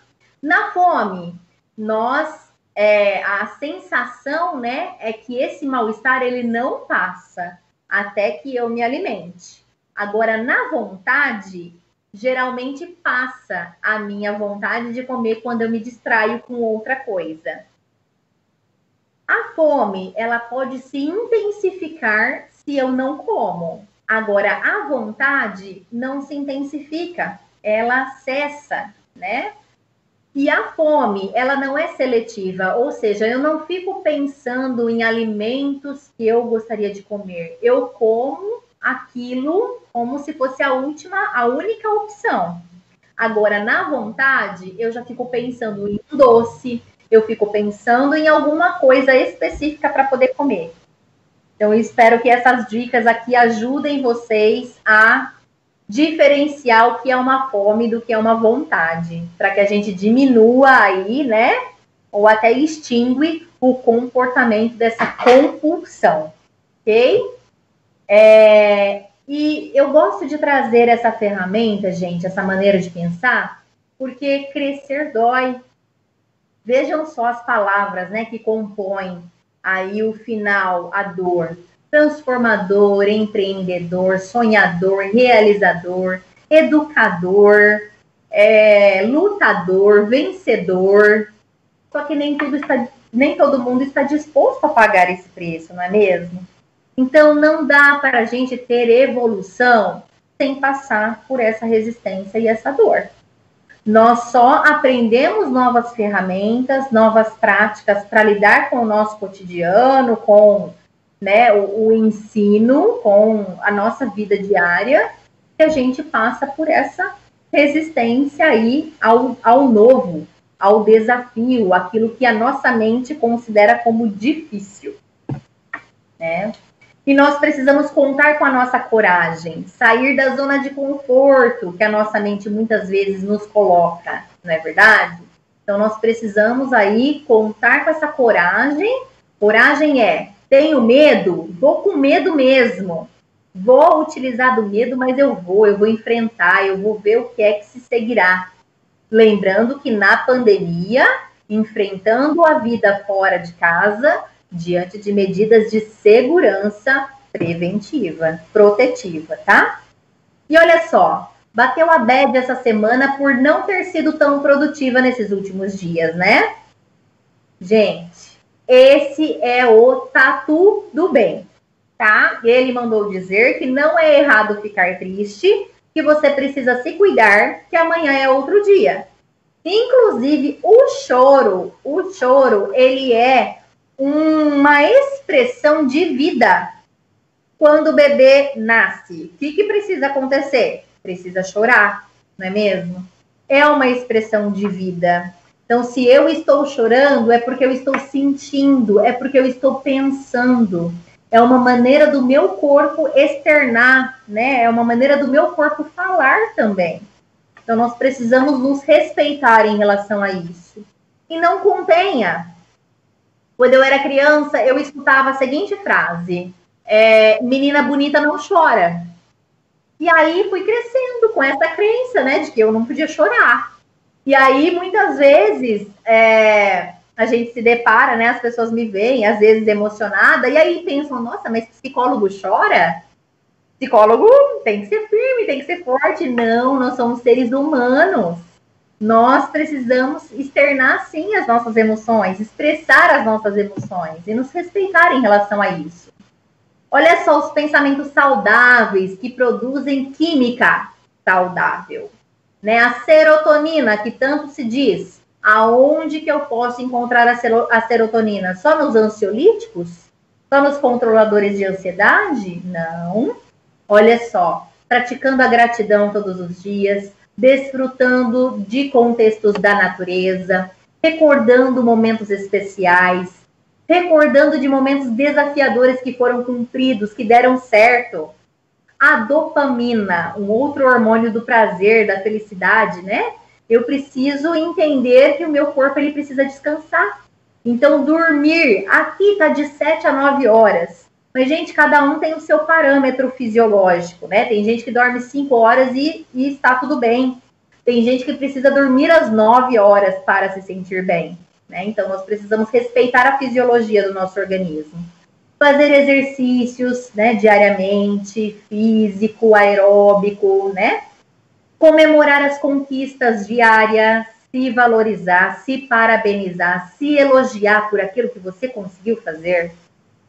A endorfina, que nos ajuda ali a lidar principalmente com as situações que geram dor, que geram sofrimento.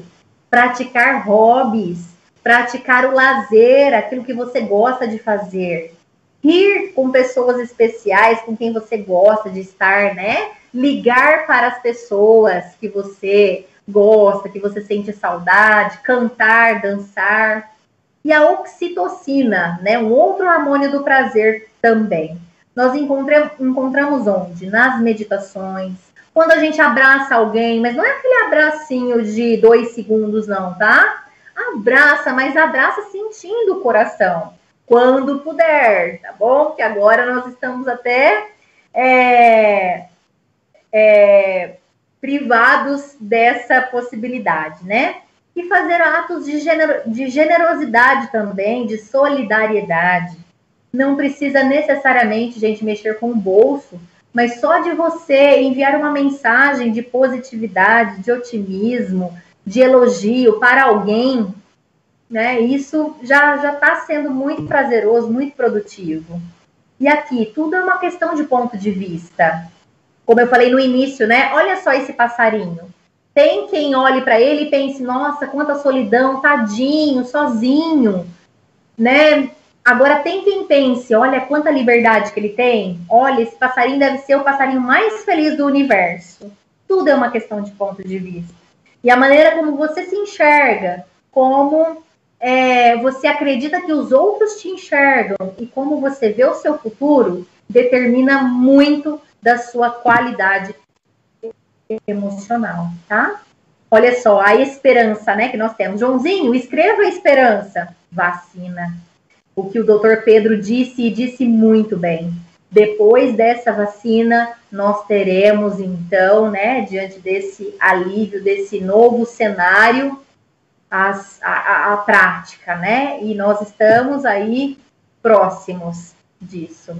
Eu acredito, né? Prefiro acreditar nisso, que essa vacina ela vai ser descoberta e a humanidade será vitoriosa, né? Em relação a esse vírus. Olha só, o maior problema da comunicação é que nós não ouvimos para entender, nós ouvimos para responder. E aí, né? O quanto que a gente precisa aprender essa técnica também. Primeiro eu preciso ouvir, me ouvir o que o outro tem para me dizer, para depois, então, eu devolver com assertividade. Nós precisamos aprender essa habilidade. E, gente, continue se orgulhando de você, porque uns trabalham 8 horas por um salário, outros 24 horas por um sonho. E, né, o âmbito educacional, o âmbito da saúde está aqui para mostrar exatamente isso. Se nós não tivermos outras fontes de prazer, a gente não consegue. O salário acaba sendo pouco, apesar do valor que eu recebo. Eu preciso ter incentivo, entusiasmo, eu preciso saber que o meu trabalho, a minha maneira de educar, a minha maneira de cuidar, gera resultados. As pessoas aprendem, as pessoas evoluem. E não tem nada mais prazeroso do que a gente receber, né, um feedback positivo, um feedback de gratidão, de que está dando certo, nós estamos todos no caminho. E aqui eu quero deixar uma grande notícia, novidade para vocês. Na verdade, essa questão aqui, ela já está sendo divulgada, tá bom? Mas eu sou a pessoa que posso comprovar para vocês que esse canal aqui funciona. Apoio psicológico para profissionais da educação. Então, eu vou deixar esse link disponível depois para vocês. Vocês acessem, tá? Quem quiser, quem tiver o interesse. E aí tem lá, né, o cadastro a ser feito. Então, quem é educador e quer ter um auxílio, né, um atendimento psicológico, uma assistência psicológica. E tem para os profissionais psicólogos se cadastrarem também, voluntariamente, não tem nenhum custo para isso, tá bom? Então tem o cadastro lá. Semana passada eu me cadastrei como profissional e eu tive já o encaminhamento de uma pessoa que já entrou em contato comigo, preservando a identidade, claro, mas é uma professora de Praia Grande que entrou em contato comigo, foi acometida pelo coronavírus, está recuperada, porém teve agora algumas sequelas, né, emocionais, medo, a ansiedade instalada. Então, eu estou dando essa assistência online, tá? Nós fazemos uma videochamada, onde eu, no consultório mesmo, eu dou essa assistência, esse apoio psicológico para essa pessoa. E essa pessoa não paga nada por isso, tá? É uma assistência voluntária que tem aí, mas é um grande prazer poder ajudar, poder contribuir diante da minha profissão com as pessoas que precisam também, não é verdade? E aqui, então, a minha apresentação eu encerro com uma gratidão enorme no meu coração. Quero agradecer a todos vocês que me acompanharam até aqui. Deixo disponível para vocês meu e-mail, meus telefones, caso tenham alguma dúvida, queiram perguntar alguma coisa, né? Se eu puder ajudar, com certeza, com muito prazer, farei isso, ok? Então, eu vou interromper agora o compartilhamento e estou à disposição para responder as perguntas que os nossos participantes tiverem e fizerem. Sim, Laís, tem várias perguntas que chegaram dos professores, porém, antes eu quero deixar registrado que o Dr. Pedro apresentou dados importantes de forma bem simples, para nos inteirarmos bem do contexto que nós vivemos. Assim como você passou para a gente valiosas orientações, aquelas práticas, aquelas técnicas. Eu pensei na hora, olha, eu vou ensinar para minha mãe, aí é bem viável para os idosos, né? Então, essa técnica a gente vai apresentar com certeza. Também ao longo da sua fala, tentando se encaixar lá. Ó, eu me caibo bem aqui no que a Laís falou. Então, essa ressalva eu queria deixar aqui colocada. E agora, Laís, a professora Adriana Gomes, ela deixou uma pergunta para você. Todos falam do novo normal depois da pandemia. Você acredita que haverá normalidade depois disso? Ou, realmente, ficaremos com essa geração marcada? Um beijo, Adriana. Muito obrigada pela sua contribuição aqui nessa live. Pois é, esse novo normal. Eu digo que em todas as situações nós somos adaptáveis. Por exemplo, geralmente, se nós pensarmos que um dia eu posso perder o meu pai, perder a minha mãe, perder um irmão, perder meu esposo, perder um filho, em decorrência de morte mesmo, essa perda por morte. Eu estou preparado para isso? Não. Geralmente não estamos preparados para perder nada, nem um sapato, que dirá uma pessoa, não é verdade? Agora, este novo, né, cenário, e depois que passarmos dessa pandemia, dessa situação, eu costumo dizer assim, ó, que na época dos meus avós, eles falavam que lá em 1930, 1940, as guerras, né, que existiam, enfim, foram cenários que marcaram muito a vida deles. Eu acredito que esta pandemia marcará, sim, terá um marco na nossa memória emocional. Porém, eu acredito muito nessa possibilidade de uma readaptação, de uma reorganização de vida saudável, em que a gente pode viver, sim, né? E aí, será que eu vou conseguir sair de casa em algum momento sem uso de máscaras? Hoje a gente não consegue pensar nisso, não é mesmo? Várias pessoas que eu converso falam assim, Laís, nem quando passar essa pandemia, a máscara é que nem calcinha e cueca. Vai ficar comigo a todo momento. Então, assim, ó, hoje, nós estamos dizendo isso hoje. Futuramente, gente, não dá pra gente ficar vivendo muito futuro, não é mesmo? Nós precisamos aproveitar o que nós estamos tendo agora, nesse momento. Hoje, agora é o uso de máscaras? Precisamos fazer o uso de máscaras. Certamente, depois dessa vacina, nós teremos outras readaptações e, com certeza, estaremos adaptados ao novo, sim. Agora, Laís, nós temos uma situação proposta pela professora Paula Urbano e em seguida ela pede uma dica para você.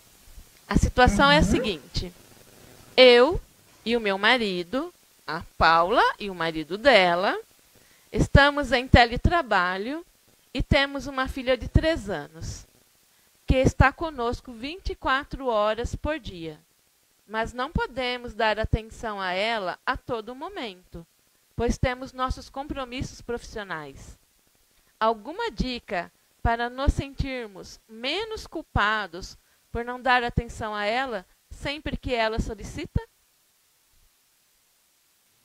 Muito obrigada, Paula. Excelente o seu exemplo. Isso me faz pensar em vários cenários que eu lido até mesmo no Colégio Objetivo.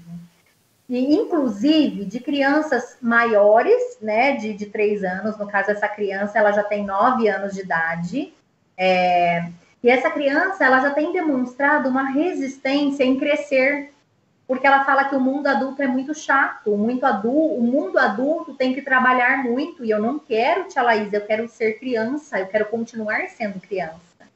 Claro, né, que a sua filha de 3 anos ainda não tem o cognitivo, o contexto neurológico maduro para ter essa percepção. Mas muito interessante essa sua pergunta. No que me dá o direito de responder o seguinte, Paula, o trabalho que vocês estão executando, né, em casa, como eu falei, então a casa se transformou no ambiente de trabalho. E, né, a criança de 3 anos também ali. Então, assim, nós precisamos ter estratégias de rotina, tanto para a criança quanto para vocês.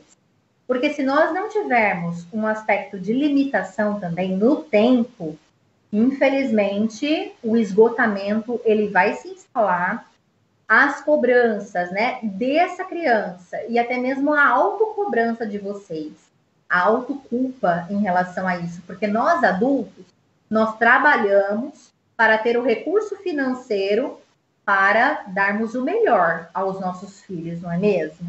Então, quanto a isso, tá tudo ok.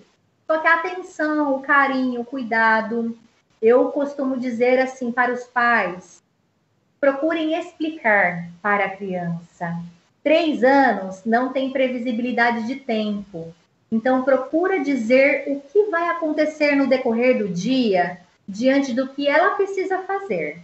Então, por exemplo, agora a mamãe e o papai estão trabalhando aqui, então o que essa criança vai fazer agora? Vai assistir um desenho? Vai ficar com alguém? Tem uma outra pessoa para acompanhar essa criança? Ok. Não tem? Então, o que eu vou fazer? O que eu vou inserir? Né? Então, e aí, assim, deixar essa criança no máximo, assim, de segurança possível quanto à rotina, tá bom? E vocês também estabelecerem um prazo de trabalho.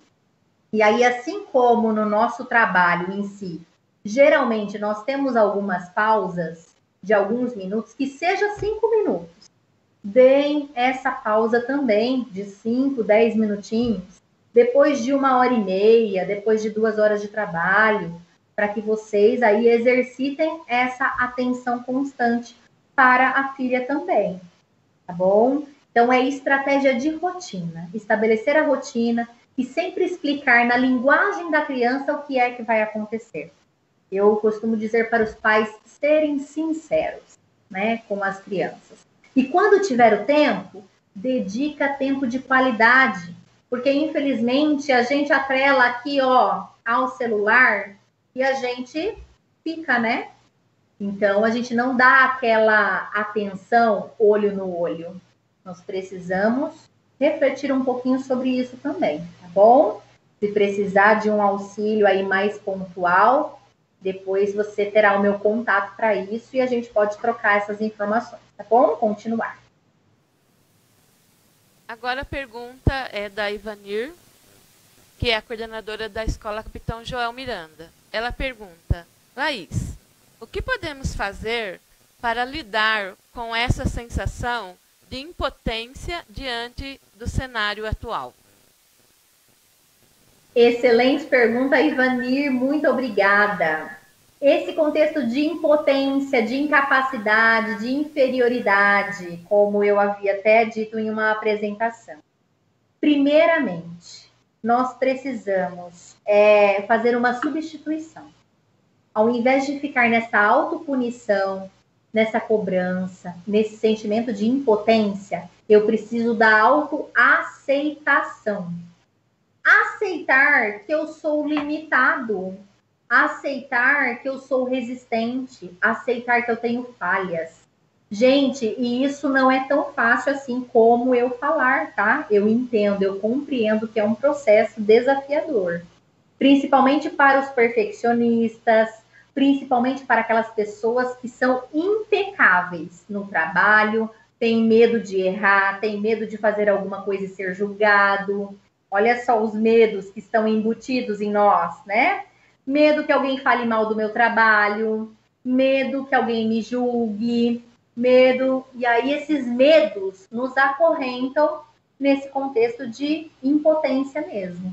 Então eu preciso aceitar de que eu não sou a fonte de prazeres, de resoluções do mundo. Eu preciso entender até onde vai o meu trabalho. Eu estou conseguindo, eu estou executando, eu estou fazendo? Porque tem gente que não se limita ao tempo e quer responder mensagens 24 horas por dia.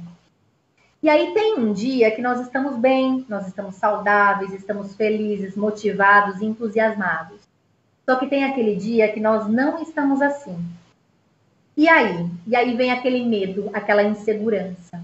Ah, se eu não responder, vai falar mal de mim. Se eu não responder, eu posso ocasionar um mal àquela pessoa. E não, eu preciso me limitar no tempo, nos afazeres, nas coisas. Se eu não sei alguma coisa, eu vou buscar informações, vou buscar quem sabe, direcionar, orientar a pessoa.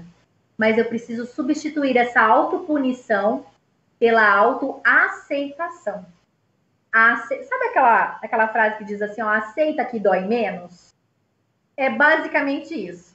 Nós precisamos aceitar para que doa menos em nós.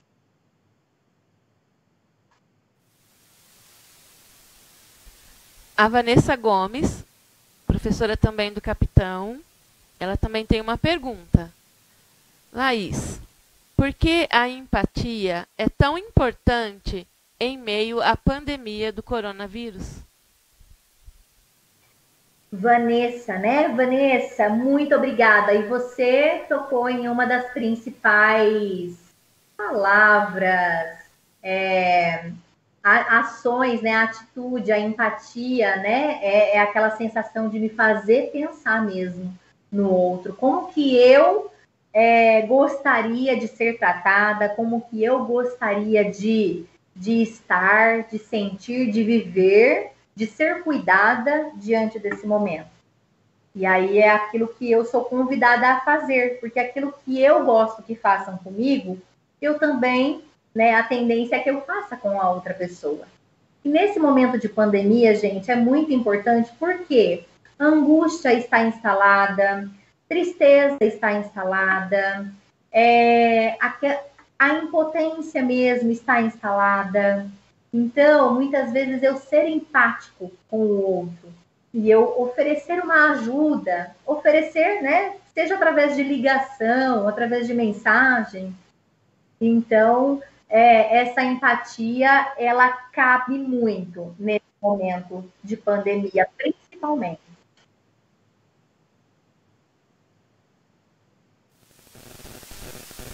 Vanessa, a diretora, vem cá, Rose, a diretora Roseli, ela acabou de trazer aqui uma pergunta para você, ó, e os profissionais da educação vão gostar. Ela pergunta: qual a orientação para os profissionais da educação no retorno às aulas presenciais? Há alguma forma para diminuir o medo e a ansiedade da equipe? Uau, excelente, Roseli, muito obrigada. E realmente é uma pergunta que acredito que todos, né, que estejam nos acompanhando até agora esperam e se beneficiarão. Vejam só, diante de decretos, né, do governador, dessa nova modalidade que nós estamos, na verdade, ainda está incerto, imprevisível como será o retorno às aulas.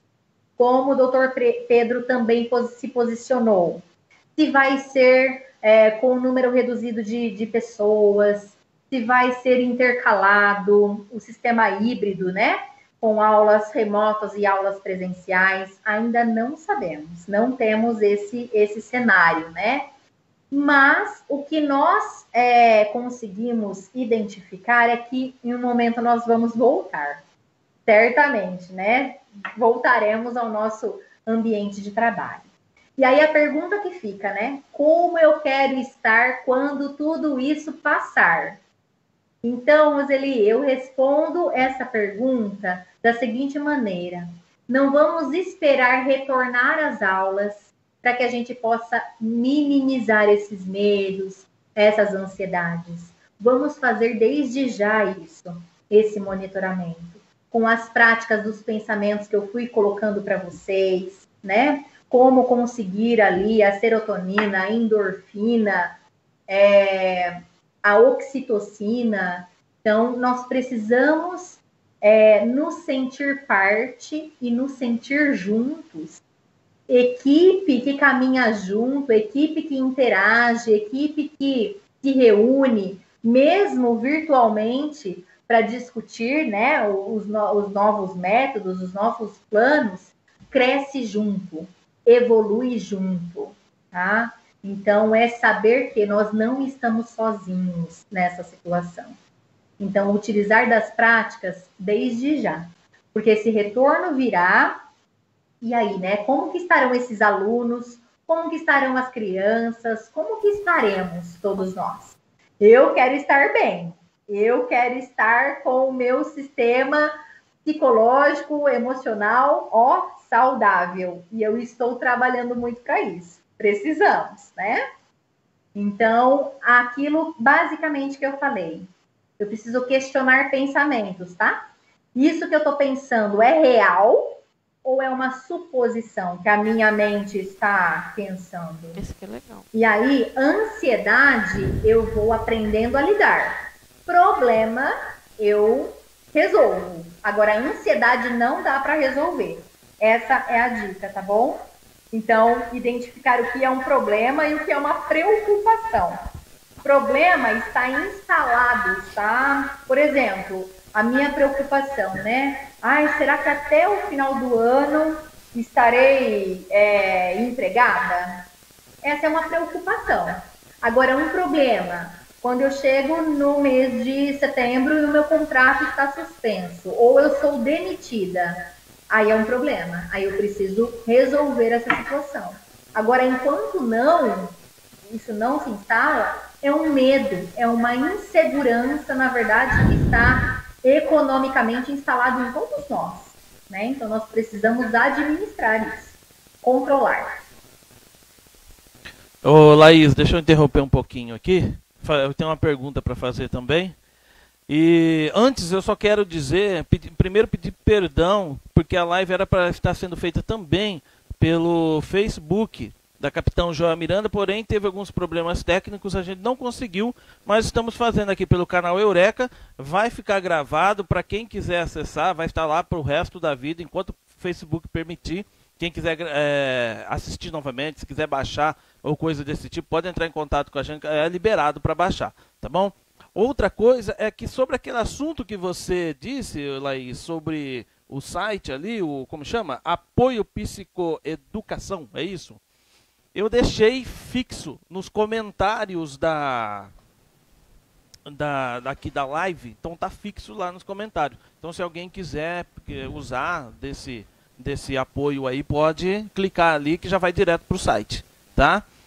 E a minha pergunta é o seguinte, a gente tem visto nesse final de semana, principalmente, no outro final de semana que foi aberta as praias, e a gente viu aí um grande número de pessoas indo até as praias.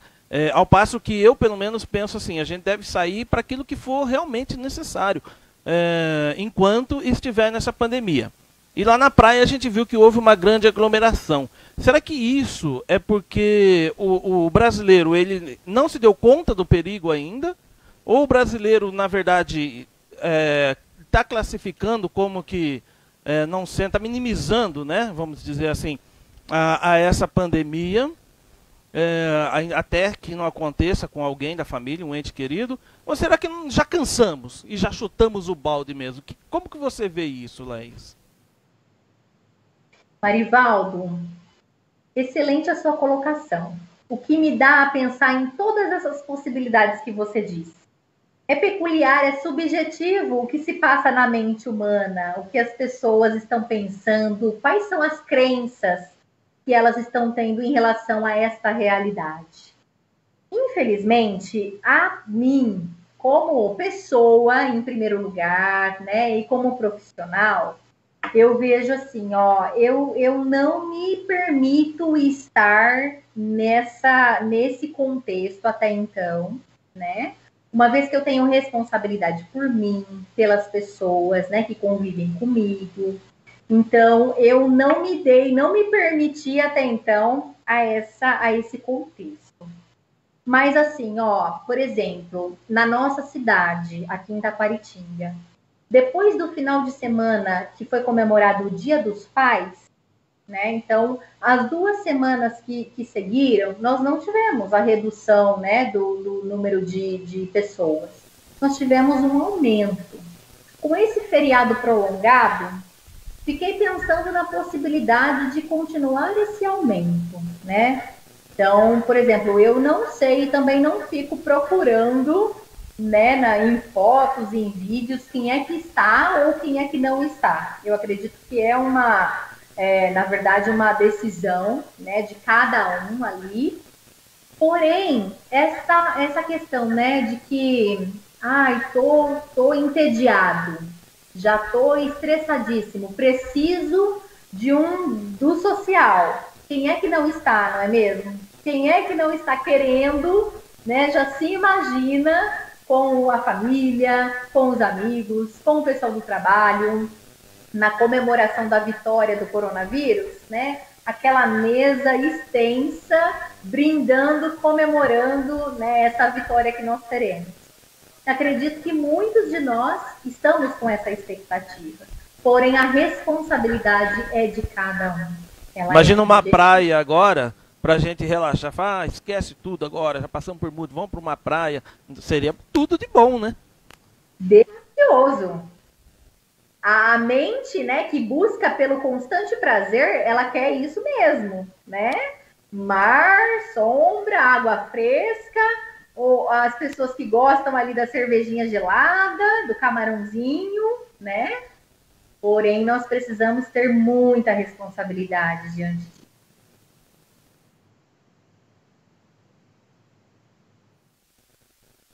E agora, Laís, para encerrar esse bate-papo, tem uma pergunta da nossa supervisora, a Chelsea, que é a seguinte: será que estamos usando o termo correto de isolamento social?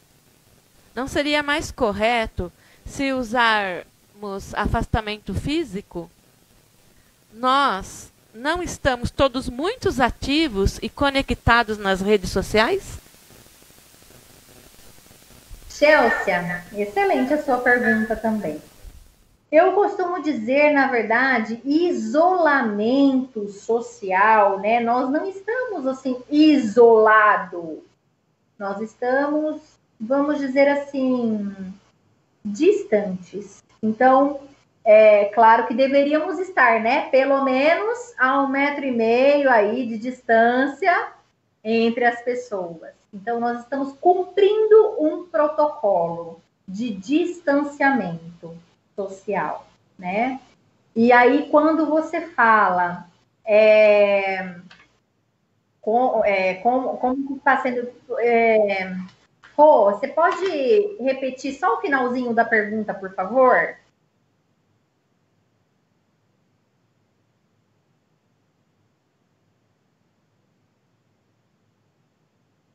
Nós estamos muito conectados na rede social. As redes sociais. Redes sociais, né? Então, quando ela fala, né, um distanciamento, um afastamento físico. Isso. Porque nós estamos atrelados às redes sociais mesmo, a computadora, a internet como um todo, né? Facebook, WhatsApp, ligações, enfim. Mas nós também temos contato com... Então, não deixamos de frequentar lugares, não deixamos de... Lugares que eu digo assim, por exemplo, um supermercado, uma farmácia, um posto de combustível, um banco. Então, a gente, né, frequenta lugares aí de comum. Porém, esse distanciamento, esse isolamento, é o que desde o início da pandemia foi se instalado e até então perdura, até então continua, né? Por mais que estejamos aí seguindo um protocolo para não ter uma aglomeração física, a aglomeração virtual pode, né? Então, cada um estando aí na sua casa, no seu lugar, é possível. Agora, é uma questão assim mais de compreensão mesmo, né? Saber que essa nomenclatura ela foi nos dada, foi imposta pela mídia, né? E até então nós estamos utilizando dela. Eu prefiro dizer o distanciamento, né? Social.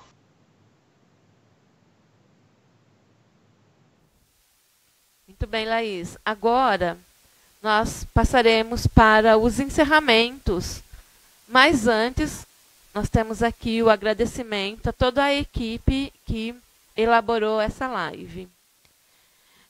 Primeiro, agradecer a sua participação e a participação do Dr. Pedro por disponibilizarem de seu tempo para contribuir com um diálogo tão produtivo e necessário nesse tempo de pandemia. Por mais que lives tenham acontecido, mas a gente ainda precisa se sentir bem seguro nesse contexto.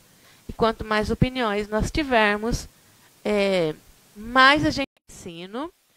A Maristela Galo e a supervisora Chelsea Martins pelo imenso apoio. Agradecimentos à equipe gestora da Escola Capitão Joel Miranda, a diretora Roseli Isabel da Silva. Ela está sempre presente em todas as decisões e ações da escola, engajando toda a equipe. ao vice-diretor Wellington, que é um grande parceiro e mediador, e à coordenadora pedagógica Ivanir Bessi, que sempre está disposta a socorrer e a orientar aqui a toda a equipe. Agradecimentos também a toda a equipe da Escola Capitão, todos os professores e funcionários que deram apoio total a esta live, auxiliando na divulgação da mesma e participando ativamente. Em especial, as professoras Vanessa Gomes Bassi, que intermediou o convite feito a vocês, que foram nossos ilustres convidados, a Laís e ao Dr. Pedro. A professora Samanta Castro, pela revisão ortográfica. A professora Lenise Alcântara, que passou aqui todo o tempo, auxiliando o suporte técnico. Ninguém viu a professora Lenise, mas ela está ali, ó, bem concentrada. Também ao professor Marivaldo Alcântara, por todo o suporte técnico, sem a qual essa live não seria possível transmiti-la. Através do canal Eureka e pelo compartilhamento simultâneo, ajudando que esse diálogo chegasse a várias pessoas. Por fim, e não menos importante, a todos aqueles que compartilharam, participaram, marcaram os amigos, fizeram perguntas, curtiram, deram amei para essa live. Nosso muito obrigada. Laís, eu passo a palavra para você fazer as suas considerações finais. Ô Aninha, só antes disso daí, deixa eu interromper mais uma vez, só para dar um alô, né, dar uma lida rapidinho aqui, que o pessoal que está em casa falou sobre a live e tudo mais nos comentários. Posso fazer isso? Claro, fica à vontade. Então tá bom, vamos lá. Quero agradecer, né, imensamente você por ter ficado aqui com a gente. Espero que essa live realmente tenha sido útil, e eu tenho certeza que foi. Grandes explicações. A dona Joana falando que foi, a Joana Castro, excelentes dicas. A Maria Mortari, quem mais? O Leandro Mistro, ele falou top. Fernando Luiz, sensacional. O Felipe Barbizan, legal. A Roseli Silva, nossa diretora, falando que a apresentação foi ótima, Laís, parabenizando a Laís. Ana Paula também, que interessante, sobre tudo que ela aprendeu aqui. O Ronaldo Formice, é Formice que fala? Formice, Ronaldo, desculpa. Ronaldo Formice, reclamar para desabafar. Acho que tudo é válido, né? Um pouquinho de cada coisa, né? Não, Laís? Tudo é válido agora. Aí a Ana Paula tá falando, vixe, se dói, né? Falando sobre doer fundo no peito, sei lá. Temos dias bons, dias ruins e dias mais ou menos. Mais ou menos por aí mesmo. Samanta também mandando um abraço aqui. Que Deus nos abençoe a cada um de nós ricamente. Cada um de nós, amém. A dona Francisca. Dona Francisca, aqui no começo da live, pediu para eu chamar, ligar no posto, porque ela não estava muito bem. Eu espero que melhorou agora, né? Só que eu estou online, eu não pude, dona Francisca. Ivanir, muito legal. E aí o pessoal comentando, Adriana Gomes, Vanessa Cristina, diz que a Laís foi excepcional. Eliana Garcia também, mandar um abraço para quem mais? Lucinéia esteve aqui. A Sueli Sinibaldi, a Maria Mortari. Acertar é muito difícil, mas eu vou tentar. Isso daí, né? A gente tem que tentar mesmo. Tânia Leite. A Lenise Alcântara falou que quer os conselhos da Laís todos os dias para ela. É isso daí. Então tá bom, gente. Aqui tá os comentários de vocês, né? Claro que eu não li de todos, que tem muita gente, teve muitos comentários aqui, sabe? Não dá para ler todo mundo. Teve 223 comentários, então não dá para ler todos os comentários. As perguntas também foram passadas para Rosângela, ela leu lá. Eu espero que tenha tirado bastante dúvida e espero que a gente possa pegar essas dicas, né, para o nosso dia a dia. Vai lá, Rosângela, é contigo. As considerações finais agora por conta da Laís. Eu agradeço muito, pessoal, muito por vocês estarem aqui nos acompanhando nessa brilhante oportunidade para que nós possamos refletir juntos, pensar juntos em novas maneiras, novas práticas, para que a gente continue tendo uma qualidade de vida, tanto física quanto emocional, de maneira saudável. Quero fazer uma ressalva, principalmente no contexto de assertividade. Assertividade com 2 S's não é necessariamente acertar, tá? Eu tenho que acertar sempre. Não, nós vamos falhar, nós vamos errar. Assertividade com 2 S's, para quem quiser pesquisar melhor, tem vários vídeos que falam sobre assertividade, gente. É aquela comunicação em que eu falo aquilo que eu penso, aquilo que eu sinto e aquilo que eu faço. Eu sou a autora da minha vida, da minha história, né? Então, ao invés de eu falar de outra pessoa, mesmo que seja uma percepção minha, eu coloco, eu percebi que você está estressado hoje. Eu percebi que você está melhor, que você está elegante hoje. Então, são essas maneiras de colocar as palavras para que a comunicação fique melhor. Lembrem do nome Marta e lá estará as principais emoções que nós precisamos sentir: medo, ansiedade, raiva, tristeza e alegria.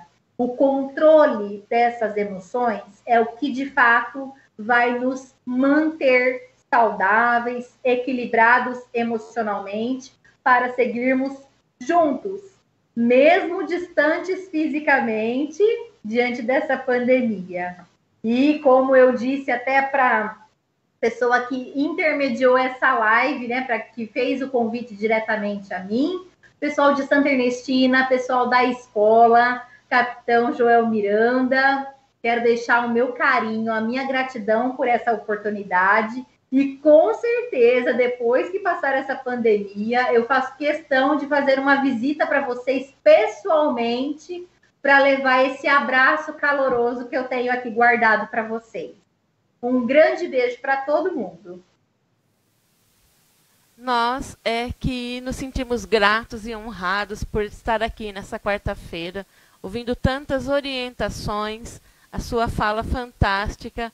Como eu já disse anterior, a gente fica se procurando. Onde eu me encaixo aqui na fala da Laís?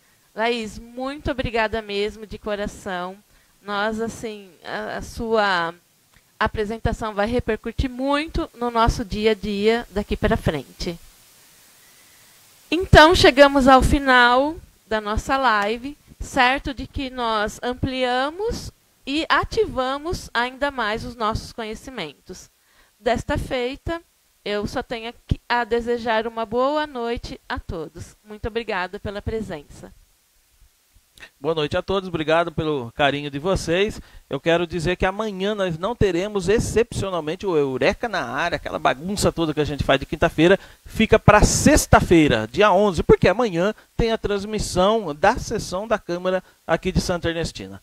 Um abraço a todos, até mais, até a próxima. Como diz o nosso querido Gilmar, o canal Eureka pode voltar a qualquer momento. Até mais. Boa noite, pessoal.